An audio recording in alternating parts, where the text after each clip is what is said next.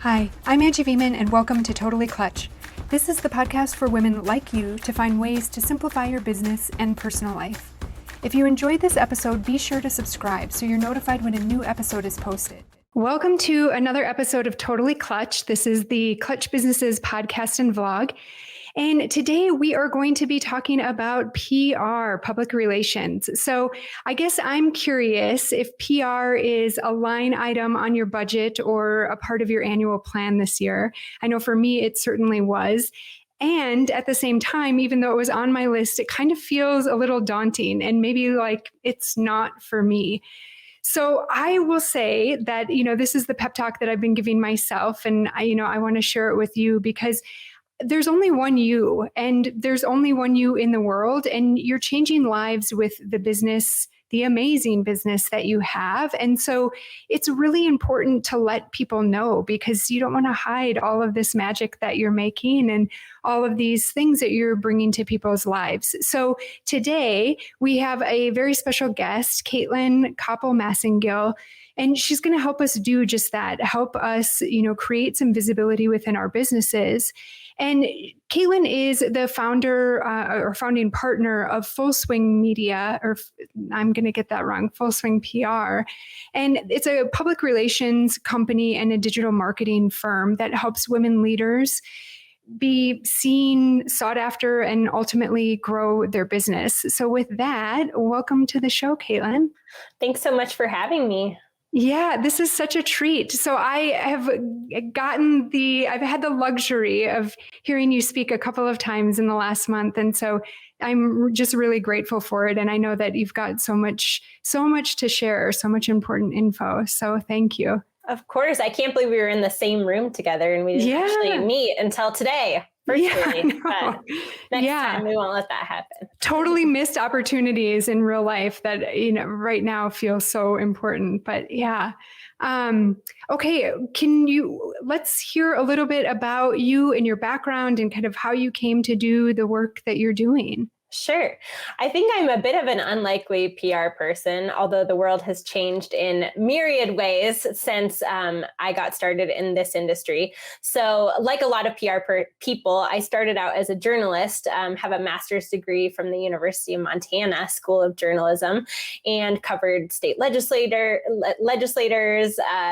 freelanced for magazines, did a bunch of journalistic things before the Great Recession hit. And then I was like, holy cow, maybe I don't actually want to be a journalist because it's pretty tough to make a living.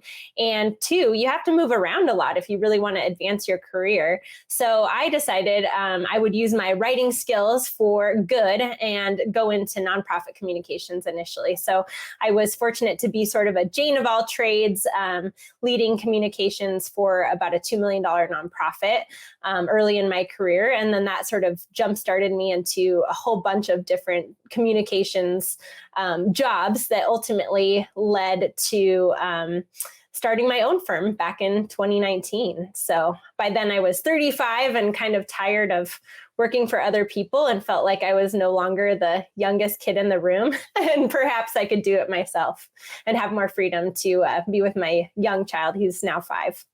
Amazing. Yeah. And I mean, so by 35 though, had you already been a part of the city council and all of that kind of stuff? Yeah. Wow. So I ran for office kind of not super intentionally, which I think happens to women more likely than not sometimes, because I think we're often just like, we're hesitant to apply for a job unless we meet like 100% of the qualifications. I'm sure you and your listeners are familiar with those stats. And with running for office, it's very similar. So my situation was that I was very hopeful that someone else would step up, and it was the last day to file, and no one did. And I could not stand the woman that represented my neighborhood because she had voted against the first LGBTQ inclusive non-discrimination ordinance in the entire state of Montana. So Missoula was the first city to pass such an ordinance and still lacks statewide protections like a lot of the, Western states still do. And so since no one was going to step up and run, I decided I would do it and did it and learned a lot. But I was 28 at the time. So 27 when I filed, 28 when I won. That's incredible. Yeah. Did you just serve one term? Yep. Amazing. Mm-hmm. That's so great. Yeah. And I also want to just highlight something because I've been hearing it over and over and over again. And it's also the reason that I started a business, is that you were tired of working for somebody else, and men in particular. It's just, I don't know. It's incredible. I love that women are starting businesses and kind of taking matters into their own hands, whether it's city council or their businesses. And, what an amazing opportunity to highlight, like, that there are so many, there's so much that can change in the way that, in the working world, I guess. Yeah. Yes, I think that's absolutely true. I think having worked for ostensibly progressive organizations and even a B Corp, at the end of the day, I felt like what was missing was more women, and especially BIPOC women at the table, because that to me is really how you change the world and change policy. And so that was largely what motivated me to go out on my own. And then, at first I thought, oh, I'm just going to, be an independent solopreneur kind of person and try to make my old salary and just enjoy the freedom and just leave it at that. Maybe get an assistant someday if I'm doing really well. But I made my old salary in like 5 months. And then I started to read more about women in business and how only 2% of women-owned businesses ever hit 7 figures. And I was like, well, screw this. My new feminist challenge is to build a 7-figure business. Yeah. So now we're on the path to doing that. So amazing. Yeah. And doing it. Yeah. You're doing it this year. So cool. That's great. Yeah. It's so incredible. I guess I am curious. So along those lines, so you're creating a business for yourself, but you're also helping all of those women, helping all of those women make money for themselves and build their businesses through visibility. So I guess I'm curious, what do most people think they need to do to gain visibility within their business? Well, I think first they need to look at why they want to be visible and who they want to be visible to, right? Because at the end of the day, I don't particularly like to work with people who just want to be famous because they want to be famous, right? I want to work with people who feel like they have a deep personal mission to make the world a better place, and who maybe are even skeptical of PR and spin, but who do have a deep longing to be seen as the most authentic versions of themselves in the wider world, and to use that story, their personal story, to help inspire others and to build the kind of platform they need to change more lives, whether that's through reaching more people through a book, through speaking, all of those types of things. And do you find that with the people that you work with, that's kind of a journey to get to that point? Like, they don't come straight out of the gate with that burning passion and that burning mission, I guess? I think most people do have it. I think that they have maybe been told that they shouldn't lead with it. I mean, even just going back to when I ran for office, people were like, can you just dial down the gay? even though I identify as queer, but just, I had done so much to help the LGBTQ community around policies and activism that I was definitely known as that. And so to me, I was like, why would I shy from that? It's a huge motivator to why I'm running. Yes, I care about other things, but like this is very central to who I am.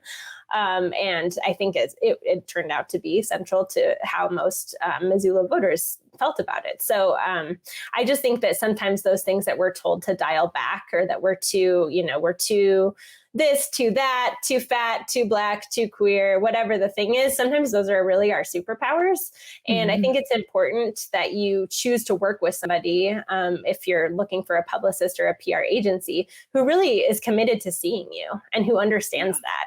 And I think as women, we spend so much time trying to be seen, whether it's in our families or in corporate workplaces, that that's partly why we decided our mission would be to help women leaders be seen and sought after. Because I think that whole concept of being seen is just really, it's intimate, and it's deeply essential to who we are as leaders in the world.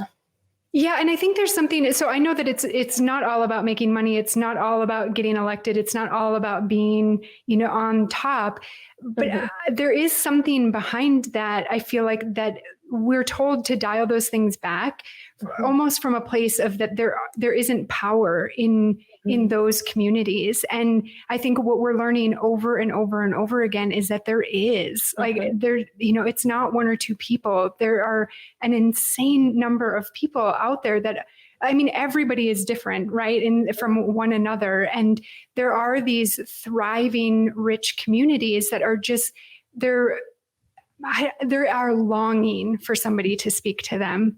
Absolutely. I mean, you can't be what you can't see. I think we've all heard that old adage, and it's very true. And we know, Pew Research a couple of years ago put out a report that only 30% of sources in the news media are female. And that most of those women who are quoted as subject matter experts are white women, white straight women, so it's so important to make sure that the voices that are elevated through our news media are reflective of the democracy that we live in and that we're trying to save and create right now, especially. So.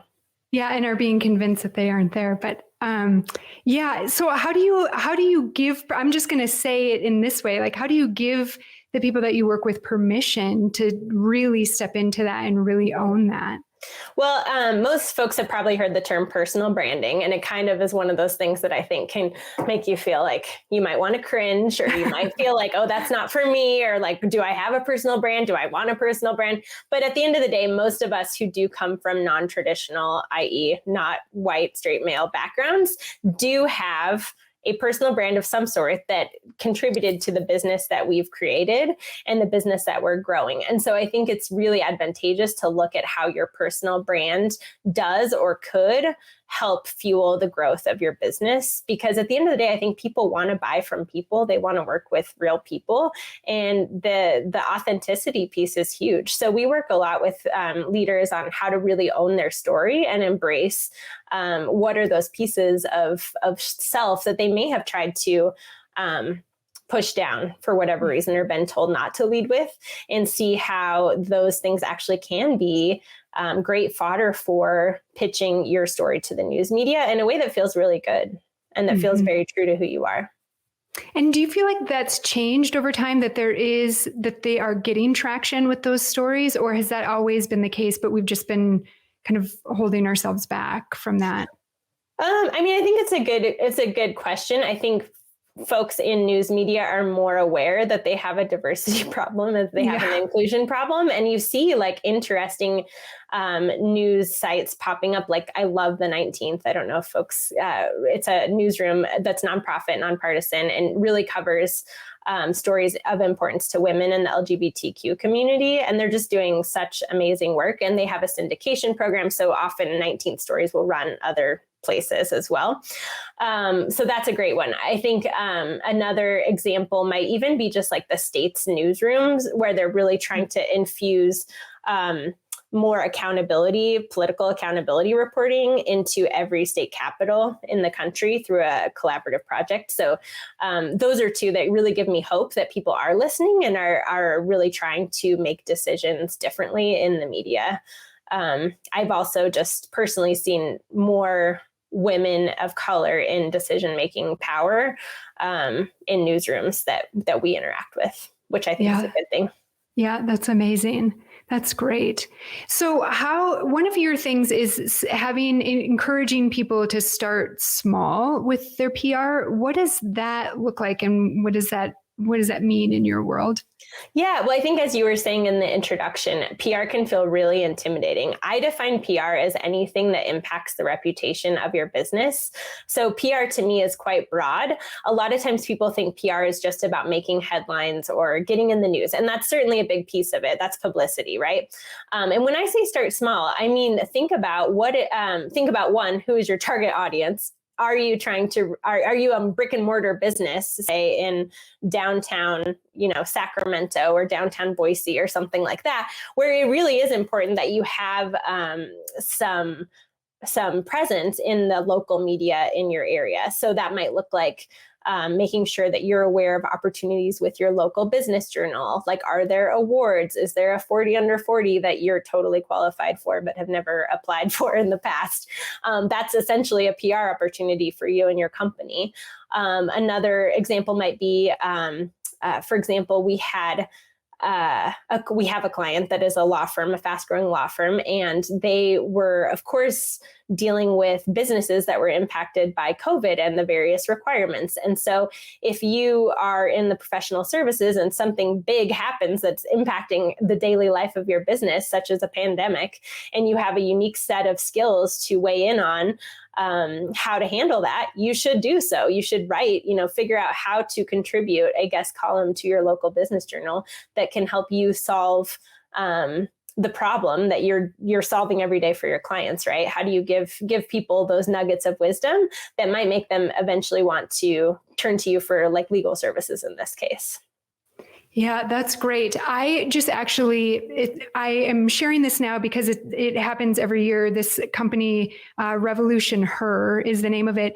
They give $10,000 grants away to certain organizations. And I mean, although the money is nice, like none of us are working, none of us have a business for $10,000 a year, right? But what it comes with is a massive amount of PR opportunities because they're trying to market their business and in the opportunities that they're giving and creating within these companies that they're granting the money to. And so they're putting, as a recipient of that, they're putting you in front of all of these media outlets to talk about your story, to talk about, the grant opportunity, all of that kind of stuff, but also to talk about your business. So these things that can seem, I've always been like, why am I going to waste my time applying for grants and all of that kind of stuff? I'll just go and find clients. There's kind of some hidden benefit to a lot of those opportunities. Sometimes the 40 under 40 is such a great example too. I mean, the companies that, or the organizations that put those together spend so much to advertise it and to put it, to put your face in front of people as a part of that. And getting back to, you asked, like, how does a business become more visible? And again, I think it's so important to think back on why do you want to be visible to begin with? And who are you trying to be visible for? Because we have another client that's based in New York, just outside of the city. And they are really, like a lot of businesses, trying to attract talent right now. And so they are interested in also winning industry awards, some more national or even international awards for them.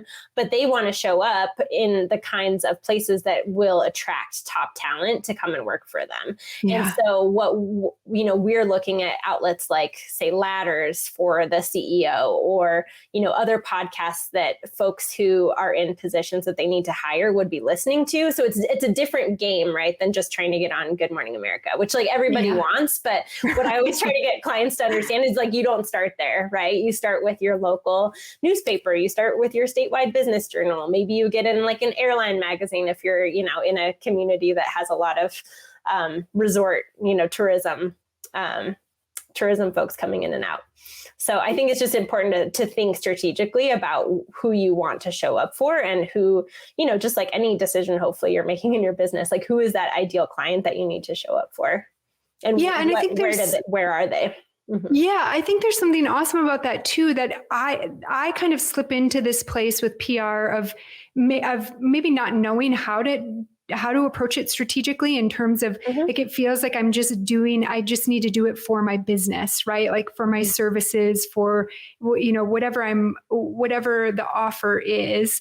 And that's not actually the right way to say it, but I think what I love about what you just said is that you can, this isn't going to sound right, but compartmentalize your PR strategy. So it doesn't have to be like this long game of just, appearing in articles, doing these types of, kind of, I don't know, things that are going to take a while to gain some traction. It can be really specific to something like hiring. If hiring is what's happening, that's still spreading the message about what you do and who you are as a company, maybe even in a more meaningful way than talking about your services. Absolutely. I mean, audience really is everything. We've had clients come to us because they want to impress, the majority of the state legislature because they rely on some public funding, right? It's kind of an audience of one or an audience of 100 or whatever. Right. And at the end of the day, you also want to create a media environment that speaks to constituents who might be inclined to tell those people to support that piece of funding that you need to run your program, right? Another example would be we've worked with a couple venture-backed startups that have a social impact component. And so they often want to impress investors. It's not even really about customer acquisition because they got somebody else like working on that. But it often, they do want to impress the folks that are on their board and who are giving them money. So there's lots of different reasons that people do PR. But I am a big fan of tying it back to the business objective that you're trying to hit. Because otherwise I think it contributes to this idea that like PR is just this secret sauce that somebody has and we don't really understand it, but it works or it doesn't work. We don't know. Yeah. Let's like demystify it, right? And figure out what actually does work and how to measure it and all agree on what success looks like and then help you get there. I think that's the way to do it. And that's really why I decided to bring on my business partner, Holly Conti, who's a digital marketing guru. And we had worked together at a previous agency. And I just think PR is so much more effective in this day and age if it is paired with effective digital marketing and that you actually have a sales funnel that's working for you. And even if you are a brick and mortar business, like you still need to have a website and some semblance of a sales funnel and an email marketing component to your business to really keep your fans engaged and keep nurturing them so that eventually they buy from you. Because like the worst thing would be is if you do get on Good Morning America and everyone comes to your website and it's like an error code or it just crashes or you have no opt-in, right? Because then you have no way to capture all of those brilliant impressions that PR can provide. So that's why I like to do it together. Yeah, the number of clients that come to me or the number of clients that I work with that come thinking that they want marketing. Like I need marketing. I want to start doing ads. I want to start doing, I really want to start investing money in my marketing. I'm like, but where are you sending them? How, so you're getting traffic on your website, but like, what are you getting from that? So I love that that it really is all about the holistic approach to this. That, yes, marketing is very, very important. And there's no reason you can't build the plane while you're flying it. I mean, I started my business in 2019. Sometimes it feels like we're still building the plane while we're flying it. But like you can never, I think it can almost be humbling. I don't know if this is your experience as well, but just you can never know everything there is to know about your ideal client. Like never. And sometimes you get really far with one offer that you think is exactly what they want, but turns out, it's a misalignment there, or you're not explaining it right, or whatever the thing is. It's a constant iteration, which I think is what's so fun and exciting about business, but also what can be kind of daunting, right? And it can be helpful to have some fresh eyes on it. We have clients that think their ideal client is one thing, and then we talk to them and we uncover kind of their story and their key messages, and it's like, oh, maybe we actually need to tinker with it a little bit in terms of what it is that they're selling or how they're trying to engage with that particular target audience. Yeah. Actually, our last season of Totally Clutch, that was like one of the common themes is just ask your clients, ask your customers, connect with them because that's who you're creating this product for. I mean, obviously you have a business because you have something, that you believe in and you want to share it. You're also trying to make a living, but you're not building products for you. You're building products for the people that you're servicing. So yeah, it's such a good reminder, a constant reminder. So let's see, what happens to a business when you've got all of this stuff in place? So their visibility is nice. It's all solid. What can that mean for a business once they get to that point? Oh man. Well, one thing, it means that members of the media come to you, that you don't have to do quite so much pitching because people are starting to see you as the credible, subject matter expert that you are. Amazing. And they actually come to you when they need something. I take it as a huge compliment when I have at least two reporters from the New York Times, not to brag, that call me when they need something. And it's because I've hooked them up with stories. And even when it's not, something that has to do with a particular client, like I always, of course, bend over backwards to help them with whatever it is that they need. And I recently just had a CNN reporter find me, and we didn't know each other. She just found my website and called, and she was like, so sweet. She's like, I can't believe you answered. Oh my God. I'm like, you're CNN. Why wouldn't I answer? Like we're only 7 people here. It's not a giant company. Plus our like voicemail service like goes right to my cell phone if they push 1 or whatever. So anyway, the point is like people seek you out and they come to you with ideas. Another point I wanted to make sure to hit on is that I think sometimes one mistake that small business owners make is that they will something will happen that they think is really interesting. Like maybe if they're a nonprofit, they get a big grant, or if they're a business, they close their Series A round or something. So they send out a press release about it, but that's not enough, anymore. Like it's a press release usually is sent out after the news has happened, which means that nobody wants to cover that because the news is supposed to break, right? So you want to have a whole strategy in place if you are planning to send out a press release about anything, because the only luck that I've had and my clients have had with press releases for the most part is that you are actually doing a lot of pre-pitching and that you're really thinking through where you want that news to be picked up. And, number one, it should actually be newsworthy. I think sometimes people are apt to send out press releases about something that they think is interesting or something the CEO thinks is interesting, but isn't actually interesting to the viewership or readership of the publication. Yeah. So that's something we coach clients on a lot, is like news values and how do newsrooms actually make decisions. And if you want to make headlines, like what does that actually look like? And oftentimes it does come from like the example you shared about the grants, the $10,000 grants, like taking aligned action with your values and doing something you want to do anyway. And then maybe somebody else thinks it's interesting too. And it also happens to help your business. That's great. We recently started covering travel costs related to accessing abortion care out of state because we're incorporated in Idaho. I live in Idaho, and so do a couple of our other employees. Our other employees live in New York and Washington at the moment, so they're probably fine. But we wanted to make sure that we have some equitable approach to what we see as a fundamental human right for people that can get pregnant. Like they need to be able to access abortion care. And so I wrote an op-ed about it because I was pissed and I wanted to do something. And it kind of blew up. We made a TikTok video. It had like 140,000 views. And now TikTok's like our biggest channel, and we kind of just started it. Because I was like, what's TikTok? I don't know if I want to do that. But now we're on Team TikTok and we're doing more there. And we actually had a national correspondent from this news organization fly out to Boise to do a story on me. Wow. For doing that, which like was not even what I set out to do, even though, yes, I am a PR person.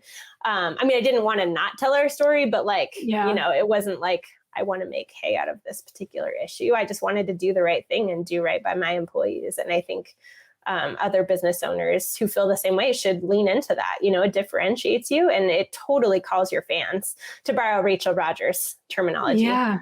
I love that you're a Schmilly also. So yeah. This season's going to be Schmillyville. Schmillyville. Yeah, we've got a lot of them. Congratulations on that. That's incredible. And such a meaningful thing, right? Mm-hmm. Like, yeah, that's great. I'm glad that it's getting that visibility. I have a lot of questions about everything that you just shared. I guess I'm curious, on the surface of things, can people do this themselves, or does it really only work if they are, using somebody like you? Well, I think like everything, it depends, right? I think I'm a big fan of taking the Strength Finder or like the DISC assessment, knowing your Enneagram, like all of those things will probably give you a pretty good indication as to whether you are a detail-oriented person, whether you are a person who likes organization and lists and checking off said lists, or maybe that's something you need to hire out. And there's no shame because like all the strengths are great, right? But you, I think, need to have enough self-awareness to know whether or not this is something you could actually pull off yourself. We are actually working on putting together a masterclass right now that is going to walk people through in a group style, class setting, exactly how to put together an annual strategic communications plan. Oh, sweet. I'm using the same framework that we do with like our VIP day clients and our retainer clients. So I think it'll be really helpful for those who are motivated enough and are willing to carve out like 5 hours a week to actually lean into this stuff. 5 hours, you might not need 5 hours every week, but I think if you really are determined to operationalize PR and marketing in everything that your business does, I think you should start with a number like that for sure. Yeah. Mm-hmm. Yeah. That's great. Okay. So when is that going to be available? Well, I know. I wish I had it all set for this podcast. Yeah. But no, if folks download our ultimate launch checklist, which is, I think, the little link that you have up there, perfect. Yeah. They'll be the first to know when that drops. Okay. But it should be in the next month or so. We're getting close. We just have been updating our website, and as I'm sure everyone listening knows, that sometimes takes way longer. It's kind of like remodeling your house, you know? Yeah. You think it's going to cost one thing and take this long, and then it's something else. Every time. So, yep. Okay. Yeah. And the checklist is, I mean, that's not too shabby either. That's really it's our most popular kind of freebie that folks seem to get from our website. And it's really like, I think a lot of people come to a marketing firm or a PR firm because they have something they want to launch, right? Like this big thing's happening. We got a new product, we got a new service, we wrote a book. First of all, if you are in that camp, please give your PR person 90 days at least. 6 months is way better because you can't just like launch something overnight, right? It should not be an afterthought. Like the PR and marketing plan that drives whatever the thing is that you're going to market with should very much be well crafted and thought out and is strategic. And so this checklist, I think, is really helpful for anybody who is wanting to launch a course or launch a membership or has a book coming out or thinks that they, are going to have a book coming out in the next year. This will just give you a good sense of what you need to be thinking about and what boxes you need to check to make sure that you're on the right path. And I think creating, a 6 or 12 month PR plan is very similar. Once you have that plan, it is much easier to operationalize it with your Trello or your Asana or whatever your thing is to make sure that you actually stick to it and have some accountability there. Yeah. So it's easier if you hire me, but you can do it yourself. Yeah. And what does that look like? So if people want to work with you, they go to fullswingpr.com and just reach out? Yep. They can just reach out that way. That's fine. We also are very active on Instagram. And so you can send us a DM if you have questions that way at fullswingpr. We work with clients in basically 2 ways. So we offer 12-month PR and marketing retainers where we do all the things. We build your plan and execute it. So that includes your email marketing, your social media, and your media relations. So all of your pitching. We also ghostwrite articles for CEOs so that they can either show up in those trade publications that are really important to their target audience or, as subject matter experts on their LinkedIn, if that's how they're mostly getting clients, that sort of thing. And then we also offer a VIP day experience, which is really fun. And that's where we get to kind of co-create your plan with you. Generally, that is with the CEO. So we actually take their vision for the overall organization and create a communication strategy that aligns with that and actually can be measured against those business objectives that I think are so important when you're looking at your PR and marketing spend. Yeah, that's great. That's really great. And I think for me, that's where the value is just being able to take all of these things. And you've said it multiple times already that there's the things that we think are interesting or the way that we talk about things is not really like, yes, that's what people need to hear, but is that what they are going to hear? Yeah. So it's great to have somebody that can help you kind of craft that and refine it. And you can get too close to your own stuff. I've had a coach at every stage of my business, even when I probably couldn't afford one. And even what we pay now, sometimes I'm like, I don't know if we can really afford this, but we're doing it because it always pays off. And I think it's like, you just, when you're so immersed in the life of your business and all of the daily stuff that has to be done, I just think there's so much to be said for having some fresh eyes on your business and whether it's your operation strategy or your marketing strategy, just so you can really make sure that you are doing what you need to be doing to move your business forward. Yeah. And that's huge. I just have started kind of tackling all of those different areas in my business on a weekly basis. And it's amazing how you start to create and find a thread that just lines through everything that you're doing. And it was there all the time. It just was Like I find that I was working so much harder, like my brain was working so much harder to find things to talk about, to find ways to service our clients, to do all of these things. But like you find that thread and it's like, wow, that's so easy. Yeah. I mean, I think one of the things that is so exciting about seeing more women become business owners and become business owners with significant wealth, who are generating 7 figures plus in revenue each year, is that we can do things differently. Like we don't have to follow the old model. Like there's so much of that is steeped in white supremacy. It's steeped in sexism, and it doesn't work. It doesn't work for anyone. And I think so much of our personal work too is tied up in that, because you can feel a lot of imposter syndrome when you start to break that mold. And, especially like I live in Idaho, which is not generally aligned with my personal values. However, my family's been there for 4 generations, and I need the grandmas to help raise my kid.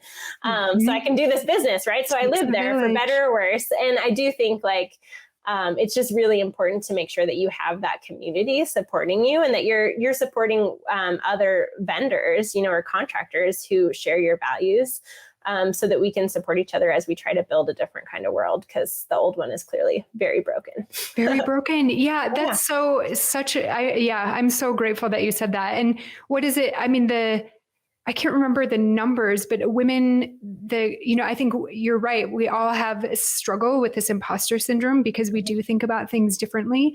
But in reality, the facts are the facts, and women run companies are more successful oftentimes than men. Like at a greater percentage are more successful than those run by men when it comes to revenue and all of that kind of stuff, like all the important metrics. So yeah, that's huge. Yeah, it definitely, I think, is a way to build a more inclusive form of capitalism. I mean, for example, like our company has unlimited vacation. We have paid parental leave from day one. We have paid healthcare from day one. Like those are things that I think do really matter to women employees. And they certainly matter to me as a leader as well. Yeah. So. Yeah, that's huge. Awesome. Cailtin, is there anything else that we should know, that we should leave with? Oh, gosh. Well, I hope you'll download the checklist. I hope it will be very helpful for you. And we do send out weekly emails. We try to just jam pack them full of juicy advice and tidbits. And I hope you'll sign up. And I am very stoked about this masterclass that we were planning. And I'm sorry we don't have a link to it yet, but it's real life. So it'll be there soon. And you'll be the first to know if you sign up for our list. Awesome. Well, thank you, Cailtin, so much. This was really, really beneficial and really helpful. And I'm grateful for all of your insight. Oh, thanks. I'm grateful for the opportunity. And next time we will meet in real life. In real life. All right. Thank you. Well, thank you. If you enjoyed this episode, be sure to subscribe so you're notified when a new episode is posted. Rate and review this podcast and share it with all of your friends. Thank you so much for listening, and I hope you're leaving with some great things that can help you move from hustle to flow, because I believe in you and your business. Until next time.